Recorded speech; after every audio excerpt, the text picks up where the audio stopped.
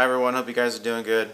So today is a review video for the Coralife Aqualight High Output T5 Dual Lamp Light Fixture. And yes, I had to cut away from that first shot because I had to say that probably like 6 times before I finally said it correctly. Yeah, that's why I cut away so quickly.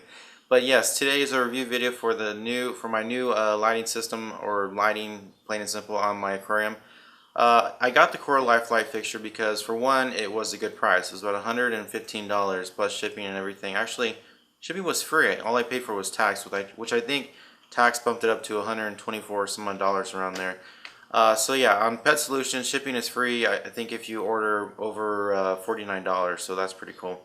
Because shipping is always the killer, especially with things that are, this big. Look at this box, and this is just the box that it was manufactured in. The one that it was actually shipped in was a lot larger for some reason. I don't know why that was, but anyways, so yeah, it's a really good light. I love the color that it outputs into the water. The fish look great. The plants really love it. The baby tears have shown some really good improvement. They've been growing like crazy. I've noticed a lot of new root development in the root system, and they've been digging into the ADA soil pretty well. So probably about by next week I'll be able to remove those little rocks off the top of the baby tears, and they'll be able to hold their ground by themselves. And pretty soon they'll be grown out across the entire bottom of the tank.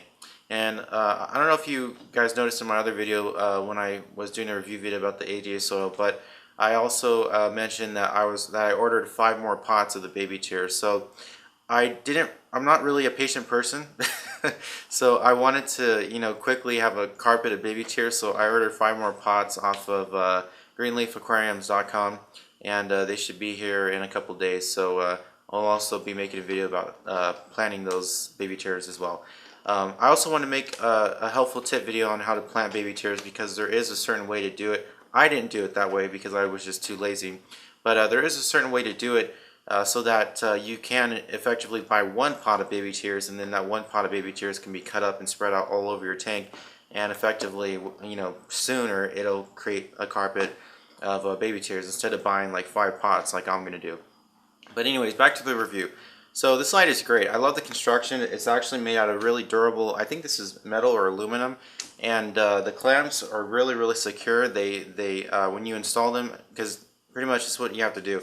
When you get the lighting fixture, the little clamps on here that you use to secure the light to your tank actually aren't even installed yet. And of course they're not installed because that would not fit correctly in this box. So you have to do that yourself. And to do this, you have to unscrew one of the plastic plates on one of the ends of the fixture, and then you got to slide in the plastic parts into this little track here. And once you do that, they're very secure. They don't move around a lot. So if there's an earthquake, like I live in earthquake prone California, so I don't really have to worry about them moving out of place if we did have an earthquake, because they're pretty secure and they stay in place no matter what.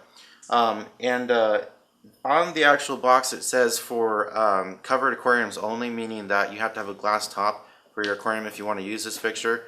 I really don't agree with that, because I've had my aquarium open, even with my other light, my first piece of crap Marine Land 24-watt light, and I've had no issues. And I think I've even had an earthquake. I think we had an earthquake a little bit ago when I had the Marine Land installed on the tank, and it didn't fall, it didn't go into the water or anything. It was pretty secure as well. So I don't really think that when it says for covered aquariums only that you should really pay too much attention to that, because it's working fine without a glass top, and I swear when I say this, nothing is going to happen if there's an earthquake or something, because this thing is rock solid and secure. It's not going anywhere. And also, when you have a glass top, over time hard water and just water period will start to I don't know how you put it, but it'll just start to get all crusty on the glass, and the glass will begin to fog up and turn white, and that pretty much will decrease the output of your lighting system into the water, or basically into your aquarium. So not necessarily is even a glass top even worth it. That's why I got rid of mine, because I started to notice over time that, first of all, they were so hard to clean, so hard to keep clear, and when they would get clogged up and crusty and all white and stuff, my plants would just start to droop down and droop down and droop down, because they weren't getting enough lighting and they were about to die, or they were going to die. So I really don't like glass tops, and that's why my tank has been open, and I really don't think it's a big deal if you have an open tank with this Coralife fixture. But of course they probably have to put that on the box for insurance purposes or whatever, in case some idiot out there decides to do some crazy contraption with an open top tank in this light fixture and it happens to fall in the water and he kills his fish and possibly himself because he gets electrocuted. So it's probably just for insurance purposes only. You know. So let's talk about the two lamps that are inside this fixture. First one is a daylight lamp, and it's about a 10,000K bulb, which is pretty cool. It really penetrates the water really well, and I really noticed a difference when I used this, or when I first set it up, because that daylight lamp really made an impact on the liquidity in the back, because I just saw them totally bend towards the daylight lamp. So it's pretty powerful and it penetrates the water pretty good. The second lamp is an actinic lamp, I think I said that right, which it's about 400 nanometers on the nanometer scale. I think it is. Let me refer to the box, which I wasn't going to do that because I wanted to pretend like I already memorized everything, but yes, sorry, it's 420 nanometers. The 420 nanometers range, yeah. Yeah, I was trying to keep that a secret the whole time, that I had the box right here and I was reading off of it to make you guys think that I memorized everything, but yeah, I'm just not good with memorizing the shit, so so yeah, those are the two bulbs that it comes with, and they're really, really cool. The blue one penetrates the water pretty good as well, and it's supposed to mimic, you know, the kind of deeper parts of the ocean. Like if you go diving and you really go deep, you'll start to notice that it's not as bright, it's more like a blue color. That's because the sun is penetrating through the ocean so deep that it practically just changed color, and now it's, you know, a really deep dark blue. So that's what it's supposed to mimic. But of course I don't have a you know, saltwater fish tank. I have a freshwater planet tank, but it even says on the box and on the directions that it'll still be beneficial to a freshwater tank. I might someday change out that blue light to something else that'll, you know, be maybe more of like another daylight lamp. But then again, if you do something like that, like I've been thinking about doing, you do run the risk of making the tank look kind of yellow, and it kind of creates a nasty, you know, look in the tank. But you know, pretty much I think for right now it's pretty good. Even the baby chairs require really high lighting, and they've been doing great under the blue and the daylight lamp. So I really don't think I have to change that out, but I've been thinking about it. Of course, I think about changing things with this tank all the time. There's always going to be something out there that I'll be considering about getting. You know, I'll never like just be satisfied with one thing with my fish tank. There's always going to be something else.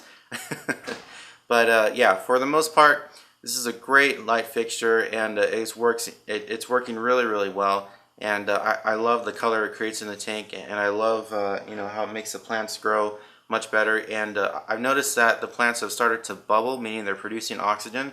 Before, with the 24-watt Marineland light that I had in there, they weren't doing that.